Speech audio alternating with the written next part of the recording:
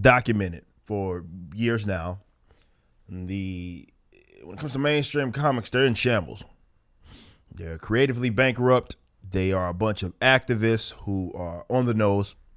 They cannot in any way, shape, or form make material that seems to appeal to people that are on different sides of the political spectrum.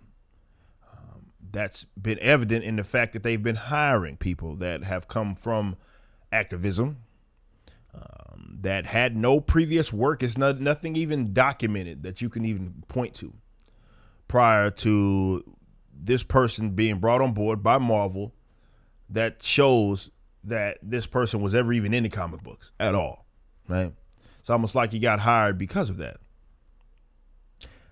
So let's get to Mr. Ta-Nehisi Coates, who may not know. I think a lot of people really started to put eyes on him because it had been announced that he was going to be either writing or directing the upcoming Superman film or something. It's probably going to be Black Superman, Val Zod, maybe even Black Clark Kent, some garbage that nobody asked for. But he's been ruining comic books for a little bit now. Not that long, but a little bit. It started with Black Panther. I mean, that we ran that into the ground, that intergalactic Wakanda bull crap, which was just awful. We've covered that many times on the channel, so he has absolutely no idea what he's doing. But you fell upward, of course. So around the time he got that, shortly after, if I'm not mistaken, he then is writing Captain America. Guy has no business being near either of these characters, two very iconic characters, but somehow a guy that didn't have any expertise, notable, not even expertise, like being even a fan. There's no documentation of that or anything. You'd think the guy will work his way up. Even if he came from that other space, he'd work his way up. Nope, he just all of a sudden has a job at Marvel now. So Mr. Jordan Peterson, whether it was notified, he was notified of it, emailed or whatever, he retweets this because what it is a panel of Red Skull.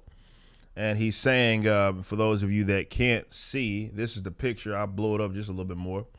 And it says, let me move it over. So you got, oh shoot, not that. We don't want to move that over. I want to move this over. So you can see that it says chaos and order. 10 rules for life, which is basically pretty on the nose there, right? 10 rules for life, 12 rules for life, chaos and order.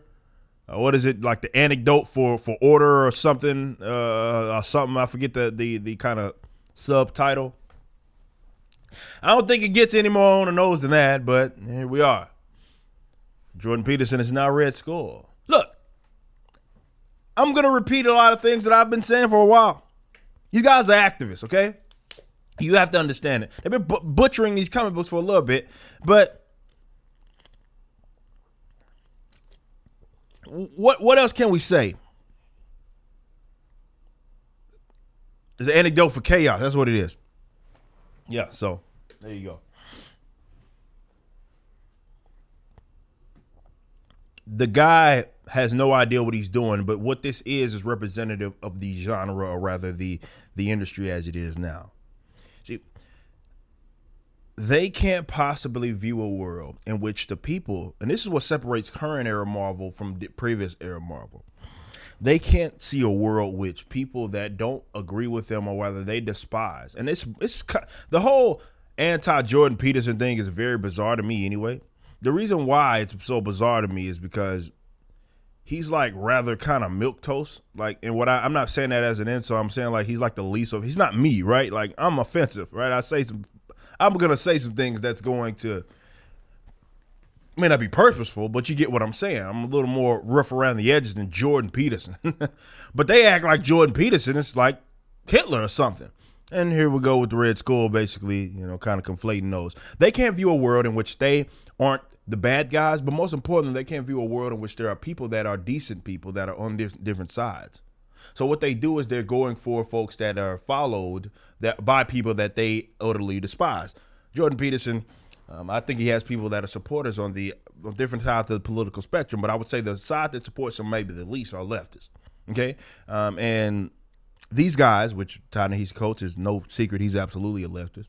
wins a Harriet Beecher Stowe Award for social justice. That's the name of it. It's no secret there. So, of course, they're going to paint you as an evil person because they need that. It's necessary for them. Back in the Gap, it's a little more balanced. And I think that's what we talk about when we discuss, for example, with mainstream comic books and how they are now, certainly from my perspective. See, it's not just the fact that, okay, social justice or social issues have been addressed in comic books. That's not necessarily the case, right? It's more so in that it wasn't on the nose. It wasn't beating the audience over the head with it. And more so, it was balanced. Right? Because believe it or not, just because people don't agree with you does not mean that they got to their position because they're evil or something like that.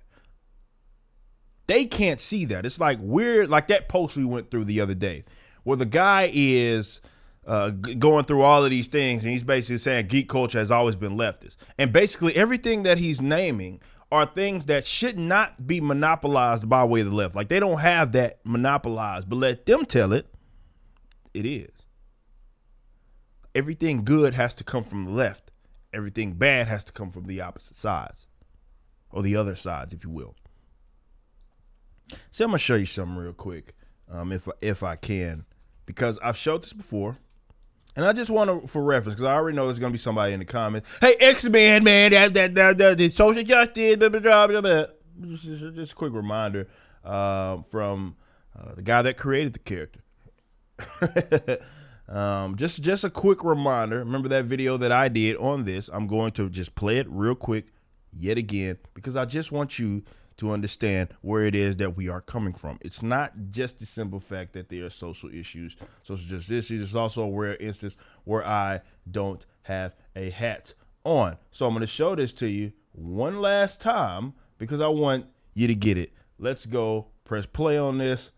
Black race and listen to what Mr. Stanley had to say. Tried to do our stories so that it didn't matter if you were of the white race, the black race, the brown race, or whatever. So social issues I try to get in the background or underlaying a plot, but never to the point of letting it interfere with the story or hitting the reader over the head. Okay, that's coming from the man himself. Okay?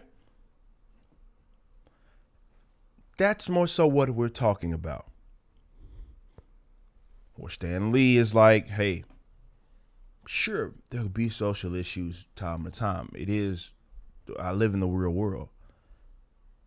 But it was underlaying the plot, and I never wanted to feel like the reader, the audience to feel like I was beating them over the head.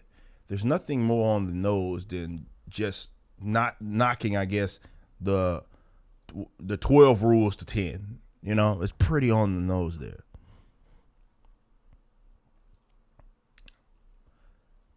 These guys are talentless, but they are activists and they are gaining more. They get to fail upwards and they are gaining more power within the mainstream comic universe. We talked about this last show, and when I discussed how comic books are just vanity projects for these people, man. Comic book material. And I told y'all that's happening in books as well. It's where people go to try to showcase, and instead of talent here, it's activism, right? It's activism. It's more, okay, I want the audience to know how I feel. Now, I can't do that with characters that I created. I can't do that with original IPs. I have to go hijack things that people already notice, that I already know of, right? So, I would take Captain America, and I would go with his enemy, and the guy that I don't like in real life, the guys that I don't like, I'll make Red Skull be him, because they can't possibly see themselves as the bad guys. It's only you, so you are Red. You're the villain, okay? You're the villain. I don't know what to tell you, other than what I've already told you before. The industry, as we know it in mainstream, which is why you're seeing so many of these competitors come up and be competitive, and people are just more intrigued by them now, is because of just this. Like, you have writers that that cannot separate their personal activism from the material that they put out. It's freaking Captain America. A guy runs around basically dressed in American attire, the flag that y'all hate so much that y'all get triggered at in the event that someone even flies it, that guy like wears it in his uniform. Okay. And I know you like to think that everybody that's a Nazi, everybody is a Nazi. That doesn't agree with you. I know you like to think that. Imagine just having the position that Nazis are bad. I know we know. If you wanted to really be brave, ta-nehisi Coates, you bring the era of Captain America, which they tried to retcon out of existence, and that's the era of Commie Smasher, Captain America. Boys forget that was even a thing. They just know him. Oh well, that's what like those crackheads. Oh well, he fought the Nazis. He also fought communists. Both of them are socialists. They're both leftists as far as I'm concerned. I've done videos on that as well. But ta-nehisi Coates thinks Jordan Peterson's Red Skull. You just watched a clip from my podcast, For Canon's Sake. Catch us live at 12 p.m. throughout the week over at youtube.com/YoungRipper59 and follow us over at odyssey.com/@YoungRipper59. If you want to watch the entire video cast after the show is over, just be sure to become a member on the YouTube channel. Of course, the full audio portion of the podcast is available for free on all major digital platforms, or just visit forcanonsake.com.